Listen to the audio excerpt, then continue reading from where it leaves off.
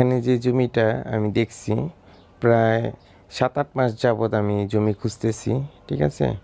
তো জমি পছন্দ হইলে কাগজ পছন্দ হয় না, কাগজ পছন্দ হলে জমি পছন্দ হয় না। আমি নিজের জন্য জমিটা কিনতে চাচ্ছি, কিন্তু দেখা যায় যে এমন জমি পাই, জমি পছন্দ হয়, কিন্তু দেখা যায় যে আমার তো এত অ্যাবিলিটি নাই, ঠিক আছে। আমি হয়তো 1-2 বা 3% নিতে পারবো, কিন্তু দেখা যায় যে ভালো জমি যেগুলো, এগুলো বড় জমি নিতে হয় একসাথে। মালিক পক্ষ পুরোটা বিক্রি করতে চায় না আর কি।